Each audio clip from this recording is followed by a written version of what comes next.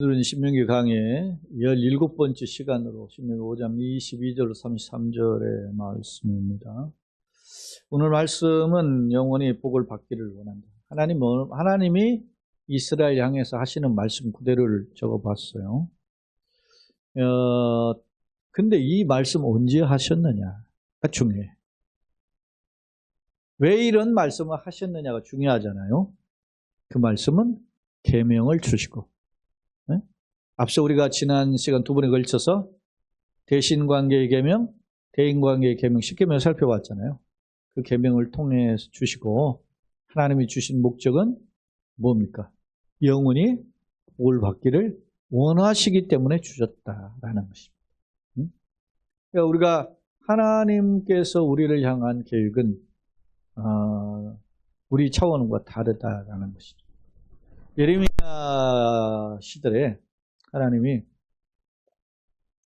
이스라엘의 멸망을 경고하죠. 장수의 칠째 빠져서 돌아올 줄 모르는 이스라엘 향해서 너희는 결국 바벨론의 포로가 될 것이다. 70년이 차야만 돌아올 것이다. 어마어마한 거죠. 지금도 70이면 길잖아요. 인생 70, 간간은 80인데 70년이면 두 세대가 훌쩍 지나가는 시대인데 포로를 한다는 절망이죠. 근데 그때 하나님이 주신 예레미야를 통해서 주신 메시지가 뭐라고 하냐면 너희를 향한 나의 생각은 내가 하나니 재앙이 아니요 평안이요 장래의 소망을 주려는 것이다. 그래서 욕설이에요. 이해가 됩니까? 아니 이스라엘을 바벨론으로 포로 삼는다는 게 무슨 하나님께서 너희를 향한 나의 생각 내가 하나니 재앙이 아니고 평안이 어떻게 평안이 될 수 있어? 근데 이제 우리는 현실적으로 보면 이해가 안 되는 이야기죠. 근데 이스라엘이 거기서 어떻게 합니까? 정작 고난 당하기 전에는 이스라엘이 지쳐 있을 때는 자기가 선민이다, 대단한 민족이다 이렇게 생각했는데 바벨론에 끌려가고 보니까 어떻게 해요? 왜 우리 이렇게 선민이었던 이 민족 왜 이렇게 됐지? 라고 하는 되물음을 계속 하게 되는 거예요. 그래서 그들이 하나님은 거기 돌아가면 하나님을 제대로 섬기자. 우리가 현재 이 땅에서도 하나님 제대로 섬기자. 그런 부류가 있었고 어떤 부류는 어떻게 해요? 기왕에 못 잡혀 망한 거 있고 이 세상 적응에 살자 이런 부류가 있었던 거죠. 그러니까 하나님은 인류 역사 속에서 이끌어 가시는 과정들을 보면 어떻게 해요? 세상은 절망, 흑암 그 자체임에도 불구하고 하나님은 그 역사의 물줄기를 이끌어 오시는 것을 볼 수 있어요. 그 역사의 물줄기 주인공이 누가 될까? 많은 사람은 그렇게 생각해요. 예를 들면 우리가 조선 왕조 시절에 어떻게 압니까? 역사의 물줄기를 누가 이끌었다고 생각해요? 왕들이 이끌었다고 생각해요, 사람들은. 그래서 왜요? 뭐라고? 태정태에서 문단서 예수경주 인문설 광해명의 숙경 정설 저보수님 이렇게 쭉 있잖아요. 그렇게 해서 왕들이 이끌어간 걸로 보여요. 우리나라도 외역대 무슨 대통령들 이야기해요. 그런데 여러분 역사의 물줄기는 대통령으로 이끌어가지 않고 믿음의 사람들을 통해서 이끌어가요. 세상은 착각 속에 빠지는 거죠. 우리가 그런 착각 속에서 어떤 믿음의 신앙을 가지고 견제하는가 그게 매우 중요하죠. 응? 요즘 한번 봅시다. 미국의 프로젝트를 통해서 한번 봅시다. 마가라는 프로젝트가 미국을 위대하게 만들 것 같습니까? 마가. 네? 정말로 다시 미국을 위대하게 그런 뜻이잖아요. 네? 근데 그게 트럼프가 그렇게 해서 미국 위대해질 것 같습니까? 하나님이시다. 근데 사람들은 착각해요. 하나님은 저전 선지자를 통해서 위대하게 하셨을 것이다. 그렇게 생각하는 거죠. 예수님 시대 똑같잖아요. 예수님 시대. 여러분 가장 똑똑한 사람이 가룟 유다예요. 예수님의 제자 중에서 사실은. 근데 그는 어떻게 해요? 예수님이라면 노마를 몰아내고 민족을 어떤 반석 위에 세울 수 있을 것이다. 그렇게 기대한 대표적인 인물이에요. 근데 예수님이 어떻게 노마를 몰아낼 생각을 안 하고 십자가에 죽으러 간다는 말씀이나 하고 하나님 자 친구나 된다고 하고 하니까 기대치가 사라진 거죠. 그러면 어차피 그럴 거 내 손으로 팔자 이렇게 된 거죠. 그러나 나중에 양심의 가책을 얻고 목매달잖아요. 왜 그래? 자기의 가지고 있는 껍질의 기준을 내려놓지 못하니까. 지금 모세가 회고해요. 오늘 내용은 이게 신명기는 회고와 하나님께서 하신 말씀들에 대한 교훈들을 재반복한 거죠. 이게 신명기거든요. 40년 전 이야기를 회고하는 거예요. 호렙산에서 주셨던 그 10계명을 이미 우리가 지난 시간, 그 전 시간에 두 번 살펴봤어요. 그렇게 주시고 왜 이렇게 주셨는가? 그때 하나님 어떤 하나님인가를 다시금 회상해요. 자, 그러면 한번 봅시다. 하나님 어떤 하나님이었는지. 자, 이제 서론부부터 한번 살펴봅시다. 본문은 모세가 과거 호렙산 언약 당시에 하나님의 임재하심에 따른 영광 앞에서 백성들이 어떻게 해요? 두려움에 사로잡혀 모세에게 중재를 요청했던 상황을 회고하고 있다. 이 중에 이제 오늘 22절, 33절인데 그중 27절까지는 백성이 모세에게 당신이 중간에 이렇게 하나님 앞에도 살짝 불가운데서 보고 살짝 있습니까? 그러니 우리는 우리 처수 갈 때는 당신이 듣고 우리를 중재해달라고 그렇게 요청하죠. 그러니까 하나님은 그 말씀 듣고 야, 그 말이 옳다. 그렇게 하고 모세를 중재자로 세우시죠. 그리고 하나님께서 말씀하신 내용을 모세가 전달해요. 어떻게 사느냐? 하나님이 영원히 우리에게 복을 받기를 원하시는데 그 말씀에 복을 받으려면 하나님의 말씀에 계명에 순종하라. 이렇게 촉구하는 거죠. 자, 그런 내용으로 오늘 22절로 33절은 구성되어 있어요. 자, 한번 성경으로 와서 한 절씩 잠깐 살펴봅시다. 자, 22절 여호와께서 이 모든 말씀을 산 위 불 가운데, 산 위는 호렙산이죠. 호렙산 위 불 가운데 구름 가운데 흑암 가운데. 이것은 불, 구름, 흑암은 눈에 보이는 현상이에요. 당시 40년 전 이스라엘 백성들이 시내산 밑에서 호렙산 밑에서 하나님 그 영광의 그 산 위를 바라보니까 산이 어떻게 됐어요? 흑암 가운데. 산이 어떻게 해요? 불 가운데. 산이 어떻게 됐어요? 그 구름 가운데 덮여져 있었던 거죠. 그런 현상을 본 거예요. 구름으로 덮여 있고 흑암 어둠으로 덮여 있고 불로서 막 덮여져 있는 그런 현상을 본 거예요. 그때 거기서 뭐라고요? 큰 음성으로 너희 총 이스라엘 모인 그룹들, 전 이스라엘 백성 모인 그 그룹을 총회라 그러죠. 총회에 이르신 후에 더 말씀하지 아니하시고 그것을 두 돌판에 써서 내게 주셨습니다. 하나님의 가장 핵심적인 계명을 돌판 2개에 써서 주셨다는 거예요. 이 두 돌판에 대한 해석이 교회사적으로 크게 여러 가지 해석이 있는데 그 중에 우리는 두 돌판을 어떻게 해요? 앞서 살펴봤죠? 대신 계명, 대인 계명 이렇게 부른 거예요. 1계명, 4계명은 대신 계명. 그 다음에 5계명에서 10계명은 대인 관계 계명 이렇게 분류하죠. 그런데 이제 노만 천주교는 또 다르게 분류하고 각자마다 다르게 분류하는 방법이 있어요. 그걸 제가 교재에다가 적어놨는데 두 번째 화면에도 잠깐 있고 여러분이 받으신 유인물 교재에 있어요. 두 돌판 대신법 1계명 4계명입니다. 대인법 5계명 10계명을 분류. 이게 누가 분류해놨냐면 우리가 현재 개혁주의죠. 그 다음에 이제 교부 중에는 오리겐, 그 다음에 종교개혁자 칼빈 이런 사람들이 이런 분류를 해요. 379분이에요. 1계명 3계명까지는 그리고 4계명에서 10계명까지를 이렇게 분류해요. 특히 천주교의 경우는 1, 2계명을 하나로 봐요. 네? 우리가 그러니까 1계명에서 우리 4계명까지를 대신과 관계를 보잖아요. 천주교는 1계명, 2계명을 같은 것으로 보고 한 개 1계명을 묶어요. 그러니까 이 세 번째 계명이 2계명이 되고 네 번째 계명이 3계명이 되겠죠. 그렇게 해서 3계명 묶고 그 다음에 마지막 10계명을 10번째 계명을 좀 나눠서 그것을 9계명, 10계명을 또 나눈 거예요. 이렇게 분류법이 조금 다른데 이제 천주교나 루터교 또 초대 교부였던 어거스틴 이런 구분법을 취해요. 5대5로 나눈 것은 여기 5대5로 나누는 것은 5계명, 제5계명에 내 부모를 공경하라 하잖아요. 그것을 종교적 계명으로 분류해서 5계명을 거기다 넣는 사람이 있고 6계명 살인하지 말라부터 마지막 10번째 계명을 도덕적 계명으로 해서 5대5로 분리하는 분리법이 있어요. 뭐 어떤 법을 제느냐 뭐 그렇게 큰 차이는 없는데 우리 개혁주의는 이렇게 대신법, 대인법 이렇게 1계명에서 4계명 그리고 5계명에서 10계명 이렇게 나눈다. 그런 것입니다. 자, 두 돌판이 그런 뜻이에요.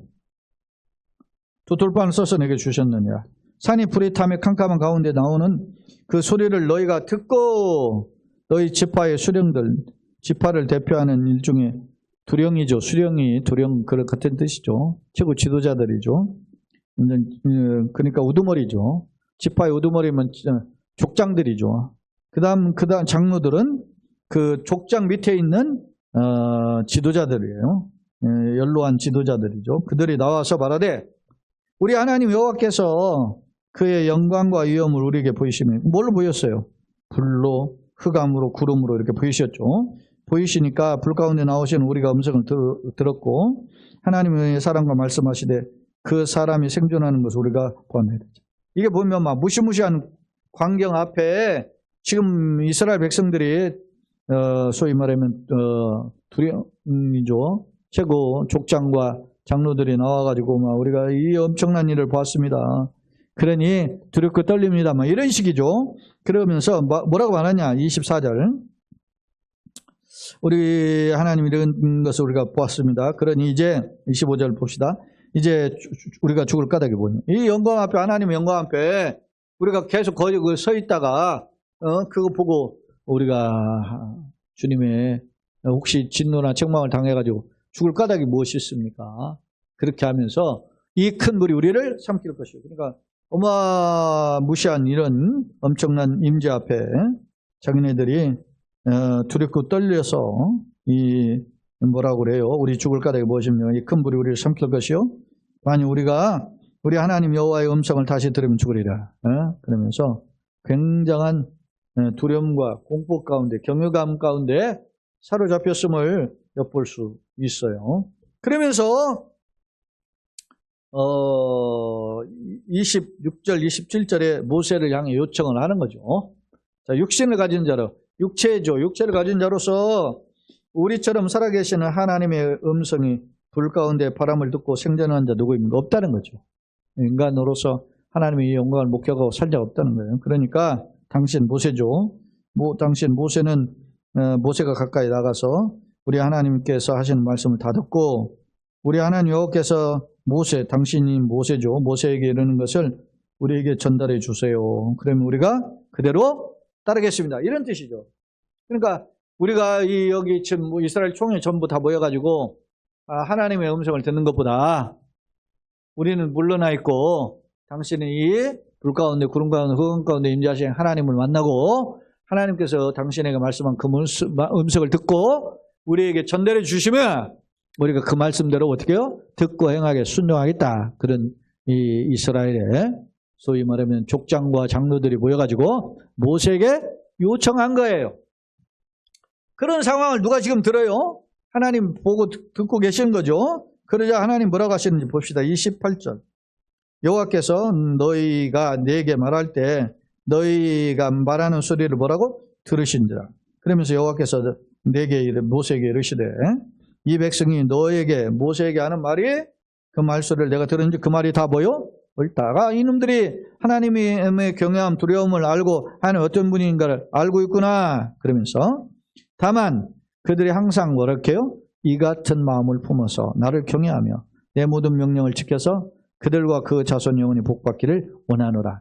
중요한 거는 네가 그 하는 말들이 그 옳은 말과 말도 그 태도가 옳은데 문제는 그 말이 항상 그렇게 되기를 영원히 복받기를 원하다 그랬어요. 그런 마음을 영원히 품어서 영원히 복을 받기를 원한다. 하나님이 그렇게 이스라엘 백성에게 요구한 거죠. 그 당시 어떻게 우리가 그러잖아요. 뭐 천둥 번개 치고 아이고 하나님 아이고 살려주세요 뭐 이렇게 하든지 아니면 어디 막 물에 빠져가지고 막 떨어가 아이고 하나님 나 살려주세요 뭐 내가 이렇게 그럴 때는 진심이 담겨져 있잖아요. 그런데 사람이 어떻게 해요? 조금 나으면 금방 사람이 마음 육신적으로 고통당하고 힘들면은 하나님 내가 제대로 묻겠으면 하나님 살려주세요. 한 번만 살려주세요. 뭐 이런 기도가 저절로 나와요. 근데 그 상황이 무면이 되면 어떻게 언제 그랬냐는 등 금방 또 바뀌는 게 인간의 모습이거든요. 그래서 하나님 뭐라고 해요? 다시 29절 다시 읽어봅시다. 시작. 다만 그들이 항상 이 같은 마음을 품어서 나를 경외하며 내 모든 명령을 지켜서 그들과 그 자손이 영원히 복받기를 원한다. 그러니까 항상 하나님 경외하고 하나님 말씀을 따라 삶으로써 영원히 복받기를 원한다. 그렇게 말씀하고 계세요. 30절. 가서 그들에게 각기 장막으로 어떻게 돌아가라. 그러니까 이제 이스라엘 백성이 지금 호렙산 앞에 왔다가 자기 이제 저수 이제 천막으로 되돌아가는 거죠. 그렇게 이러고 너는 여기 서서 내 곁에서 있으라. 모세에게 이제 하나님 호렙산 앞에 이른 모세에게 서 있으라 이렇게 하고 자 내가 모든 명령과 규례와 법도를 내게 이르리니 여기에서 모든 명령, 규례, 법도는 일종의 단어는 조금씩 달라요. 후킴, 미시파팀 뭐 이런 식으로 토라 뭐 이런 식의 단어로 이렇게 되어 있어요. 그런데 이런 단어들이 다 같은 대동소이하다. 같은 의미다.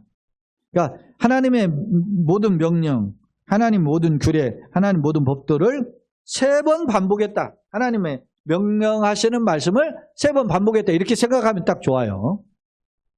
단어는 조금씩 다른 의미가 있지만 그러나 그런 의미입니다. 내게 이르니 너는 그것을 그러니까 하나님이 주시는 말씀이죠. 말씀을 그들에게 백성들에게 가르쳐서 내가 하나님께서 그들에게 기업으로 주는 땅 하나님이 주신 땅이 어디죠? 약속의 땅이죠. 가나안 땅이죠. 땅에서 그들에게 이것을 어떻게 행하게 하라. 지키게 하라. 그렇게 명령한 거예요. 그러면서 32절 다 같이 한번 읽어봅시다. 이제 모세가 이제 어떻게 해요? 하나님의 말씀대로 이제 전달하는 거죠. 그런즉 너희 하나님 여호와께서 너희에게 명령하신 대로 너희는 듣게 삼가 행하여 자르나 오르나 치우치지 말고 너희 하나님 여호와께서 너희에게 명령하신 모든 도를 행하라. 그리하면 어떻게 해요? 너희가 살 것이요 복이 너희에게 있을 것이며 너희가 차지한 땅에서 너희 날이 길리라. 이게 누구의 말이에요? 32절 33절은 모세가 이제 백성들에게 그대로 전달한 말이에요. 모세가 전달한 말에 하나님이 뜻 말씀하신 것과 다른 게 뭐가 있어요? 한번 다시 보세요. 32절 34절. 그런즉 너희 하나님 여호와께서 너희에게 뭐한 대로 명령하신 대로. 명령 아까 명령이라는 단어도 있고 규례라는 단어도 있고 법도라는 단어도 있잖아요. 근데 그걸 명령이라고 그냥 하는 거지. 응? 그러니까 하나님의 이 명령은 하나님의 법도도 되고 규례도 되고 법규도 되고 뭐 근데 이게 뭐냐면 약속도 되고 다 그래. 같은 의미다. 응? 명령하신 대로 너희는 삼가 행하여. 이 삼가 행하여라는 말이 쉐마르팀 리아소토라는 그 히브리어인데 이게 뭐냐면은 이게 양떼를 보살피는 거예요. 이 양떼. 예?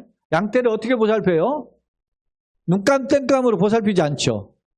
양떼가 어디 있는지 막 목자가 이렇게 돌아보면서 뭐 두루면서 잘 막 살피는 거예요. 저기는 저 양은 좀 잘 토실하고 저 양은 빈약한데 잘 있나 하면서 관심을 갖고 쳐다보는 거라. 어? 그런 모습이 삼가 행하예요. 그러니까 우리가 자세히 주의하고 보살피는 그런 태도 그런 것을 위해서 그래서 좌로나 우로나 치우치지 말고 끼우끼우거리는 거예요. 가나안 땅에 가면 막 볼 게 너무 많죠. 끼우끼우. 예를 들면 지금 신명기 5장에는 이스라엘 출애굽하는 내용인데 참고로 이스라엘의 조상이 이스라엘 아닙니까? 이스라엘의 본래 이름이 분명히 뭡니까? 야곱이죠. 야곱이 바다라람이라는 곳에 또 도망갔다가 돌아오는데 그가 바다람으로 도망가기 전에 남쪽의 부엘세바라는 곳에서 자기 아버지랑 같이 살았단 말입니다. 그렇게 살다가 아버지가 돌아가시기 직전에 눈이 침침하고 할 때 어떻게 해요? 아버지를 속이고 형을 속이고 장자의 명분을 가로채잖아요. 그것이 형아가 탈로 나가지고서는 이제 도망을 합니다. 도망을 하는데 어떻게 해요? 지금 브엘세바에서 지금 북쪽으로 올라가지고 루스라는 곳에 올랐는데 거기서 꿈속에서 하나님의 사닥다리를 보고서는 하나님 여기 계시면 내가 알지 못했다. 그러면서 하나님께 소원을 하죠. 하나님 나를 평안히 돌아오게 하시면 이곳이 하나님 집이 될 것입니다. 그래서 그 이름을 베델이 야곱이 잠을 자던 그 돌을 베개로 단을 쌓고 이것에 일종의 제사를 드리는 거죠. 그러면서 이곳 지명이 원래 루스인데 그 이름을 야곱이 뭐라고 불러요?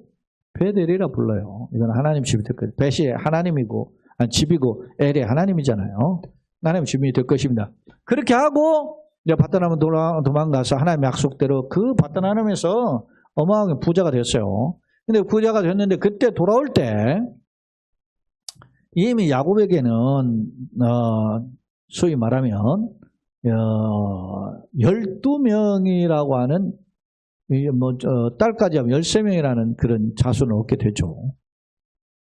그 중에 하나 딸이 누구예요? 디나라는 딸인데 야곱이 돌아올 때 베델로 바로 돌아가지 않고 어떻게 해요?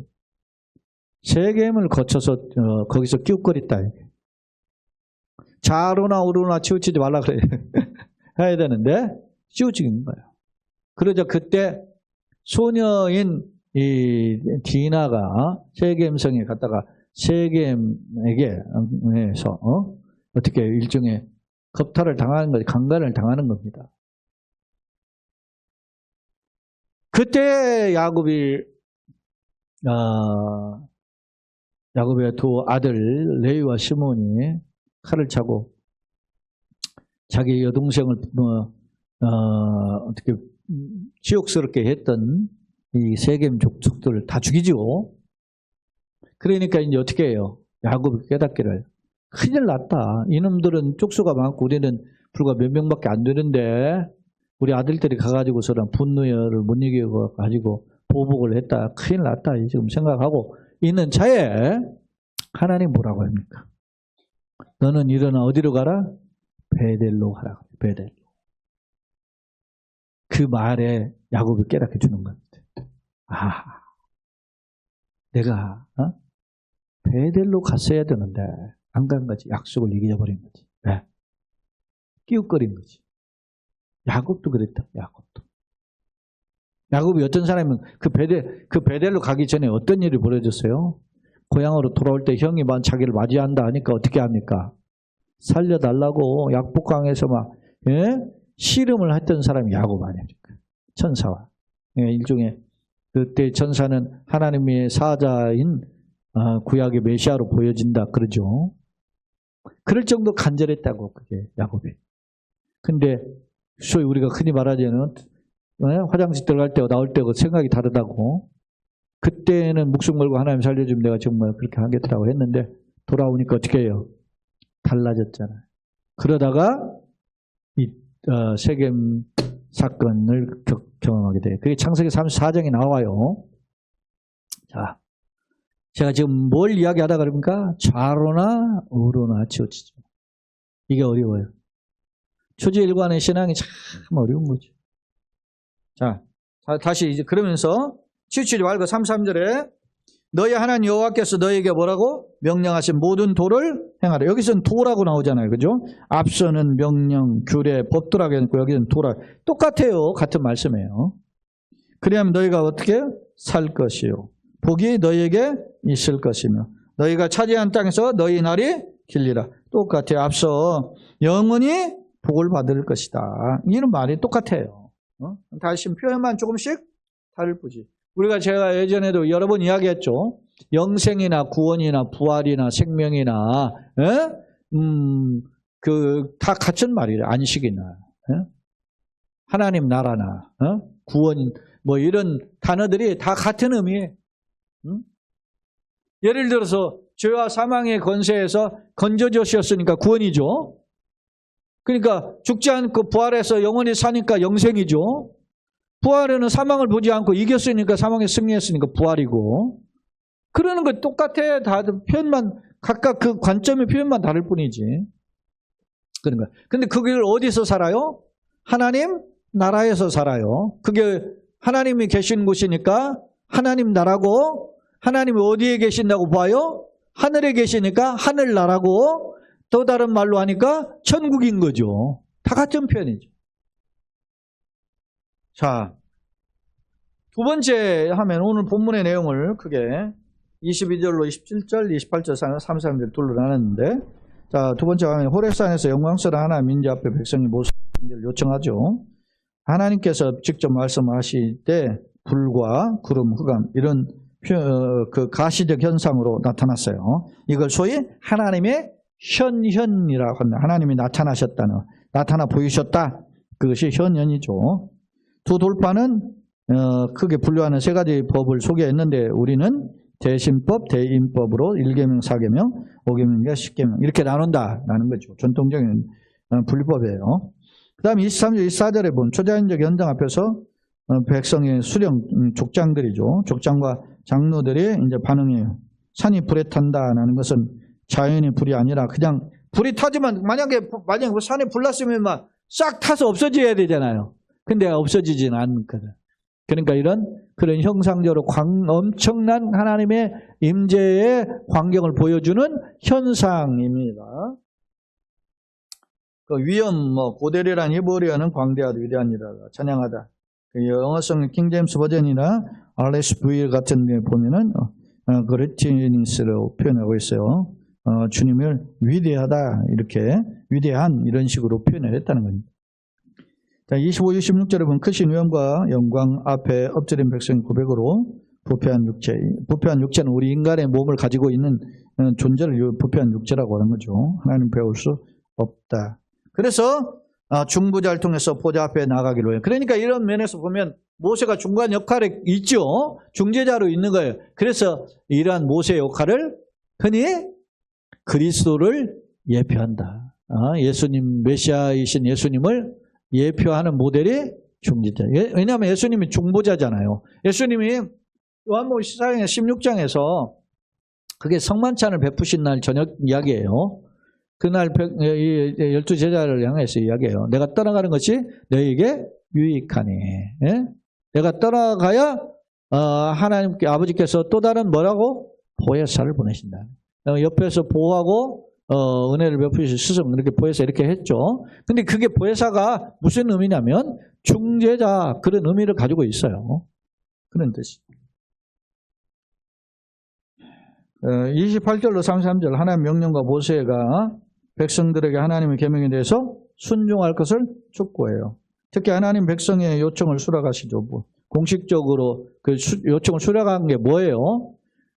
중간에 중재자를 세워가지고 대신 말씀을 우리가 듣겠습니다. 그 요청이죠. 그래서 하나님 모세를 중재자로 세우고 그리고 그 모세를 통해서 백성들에게 전달하게 하죠. 그러니까 모세가 하나님의 시내산에 내려와가지고 백성들에게 전달하잖아요. 뭐냐? 두 돌판을 가지고. 처음에 가지고 내려왔을 때 두 돌판을 가지고 내려왔을 때는 이스라엘 백성이 어떻게 했어요? 금송아지 만들고서는 난리가 났잖아요. 그러니까 그걸 깨트려 버렸잖아요. 그래서 다시 하나님 올라갔더니 이 백성을 말이지 쓸어버리겠다고 하시잖아요. 그러니까 내가 너를 통해 또 다른 민족 세우겠다 하니까 차라리 그냥 나를 데려가실지언정 이 백성을 살려달라고 모세가 막 하죠. 이게 다 중보자의 모습이에요. 그리고 하나님께서 두 번째 모세에게 처음에 돌판과 같이 깎아서 만든 돌판을 가지고 오라 그러잖아요. 그 가지고 간 돌판에 하나님이 또 계명을 주셔서 주신 내용이 두 돌판이에요. 그게 십계명이에요. 그러니까 구약의 율법을 엑기스화하면 십계명이에요. 십계명을 세분화한 거 구약 율법이라고 하면 못 되는 거죠. 그것이 이제 물론 이제 세분화한 내용들 좀 다 자세히 들여다보면 여러 가지 있지만 그러나 어찌됐든 십계명은 모든 것을 모든 계명을 대표한다 그런 것입니다.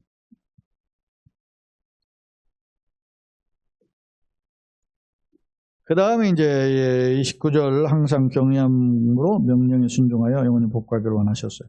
그러자 모세가 그대로 32절 33절에서 하나님의 말씀을 따라 자른 어른을 흔들리지 말고 지켜라. 그렇게 권면하면서 영원히 복받고 너 그렇게 살면 너희들이 장수하리라 장구하리라 그러면서 이스라엘에 대해서 약속하고 있어. 자, 오늘 말씀은 22절 33절은 모세가 40년 전에 그 호렙산에서 있었던 두 돌판을 받을 때 그 광경을 회상했던 내용이에요. 왜 회상했을까요? 영원히 우리에게 주신 계명은 영원히 뭐요? 복을 받기 위해서 하나님 주시는 약속이라는 거예요. 명령이면서 약속인 거죠. 무슨 약속? 영원히 복을 받는 약속이에요. 거기에 그래서 이 십계명은 모든 완성, 율법의 선지자를 폐하지 않고 완전케 하시는 누구를? 메시아를 예표하고 있다. 이렇게 해석도 하는 거죠. 자, 세 번째입니다. 호렙산 회상 목적과 모세 역할. 자, 호렙산 영광을 상기하는 목적이 뭘까요? 첫째, 두 가지로 분리했어요. 자, 율법은 임재하신 하나님 영광 중에서 뭐요? 주셨다. 누가 주셨다? 하나님이 어떻게 아까 이야기했죠? 흑암과 구름과 불 가운데서. 그러니까 이게 하나님 영광이죠. 영광 중에서 주셨다.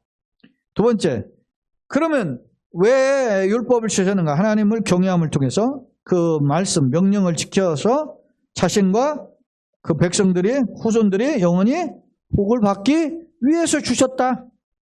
그러면 그것을 주실 때 이스라엘 백성들에게 모든 총회에다가 말씀하려고 하자. 이스라엘 백성은 두려워서 가까이 못했죠. 그러니까 중간에 누구를 통해서? 전달자를 통해서. 그래서 지금도 이스라엘에 가면 시나고게라고 하는 회당이죠.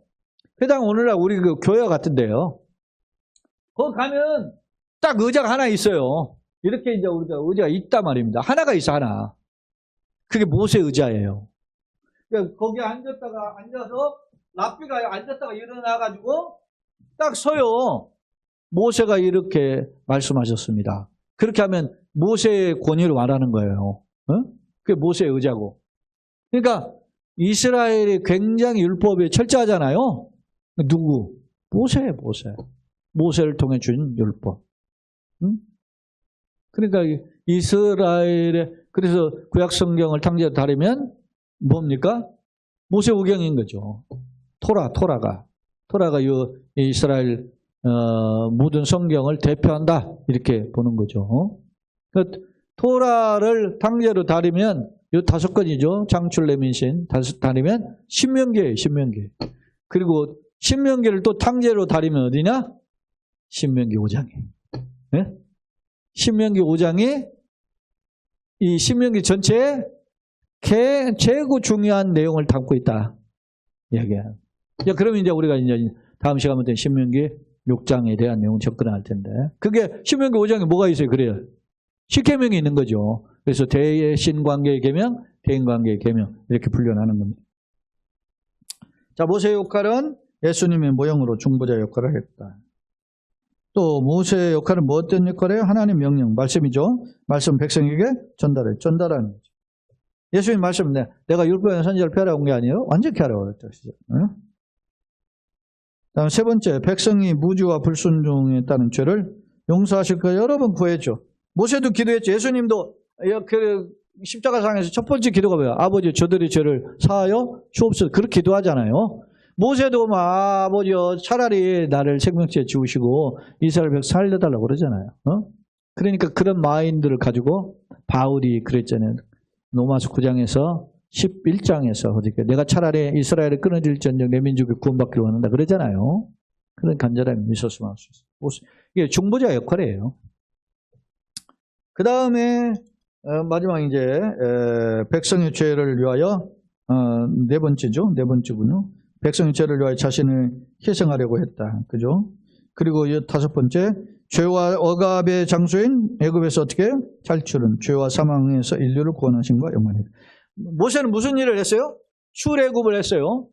그 죄와 사망의 골짜기가 어디예요? 애굽이잖아요. 출애굽 시켰다. 예수님은 어디에서? 어디게 죄악에서. 사망에. 사망에서 우리를 건져주시기 위해서 이 땅에 오셨어요. 그러니까 예수님의 그런 면에서 모세는 예수님의 예표다. 이렇게 이야기합니다. 교훈. 계명은 생명과 복을 위한 하나님의 언약임을 기억하고 우리가 최선을 다해서 순종하자 이런 것입니다. 네? 말씀을 듣고 계명이 무거운 것이 아니라 하나님이 나에게 복을 주시고 영원한 생명을 그로 인도하시는 게구나. 그래서 그걸 지키고자 하는 것이죠. 결론입니다. 모세가 호렙산 영광과 당시 맺은 언약을 회상한 까닭은 자신의 영광을 드러내려 함이 아니다. 야, 내가 그런 사람이야. 너네들 말이지 가면 가까이 못할 때 나 혼자만 올라갔다 와서 이렇게 목에 힘주려고 한 게 아니죠. 그럼 뭐예요?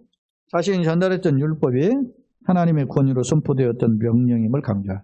그게 그냥 이루어진 게 아니고 너희가 영원히 너희 자손과 영원히 복을 받기 위한 그런 계명이다. 그걸 강조하고자 합니다. 때문에 당시 전달했던 율법이 신적 권위를 강조하면서 두 돌판이 하나님께서 주셨다는 거죠. 강조하면서 백성이 자발적이고 즉각적으로 순종을 하기를 요구하는데 그 이유는 율법이 억압의 명령, 우리를 괴롭히고 힘들게 하는 그런 명령이 아니라 오히려 그들과 그의 자손이 영원한 생명의 복을 얻는 통로였기 때문입니다. 따라서 모세는 백성에게 좌로나 우로 치우치지 말고 하나님 말씀에 순종할 것을 강력히 촉구하고 있다. 나는 계명 어떻게 지키고 있는가? 부득이함인가? 나와 가문을 살리고 형통케 하는 비결을 깨닫고 잘 감당하는 삶을 위해서 지혜와 능력을 구하자. 그렇습니다. 그러니까 우리가 이것을 가장 중요한 게 뭐예요? 나와 내 자손이 복을 받는 거죠. 그러니까 이거는 최고의 축복인 거죠. 그래서 옛날에 사람들도 뭐라고 했어요? 뭐니 해도 뭐가? 자식 농사가 제일이죠. 그러니까 자식이 예수를 믿고 그 신앙에 물려받고 물려주는 거 이게 엄청난 축복이라는 거죠. 그래서 이걸 놓고 기도하는 거 하나님 저들의 마음을 움직여 주옵소서. 이렇게 하는 것이 그게 보통 어려운 일이 아니죠. 우리에게 이런 은혜가 부어지기를 예수님의 이름 거듭 축원합니다. 아멘.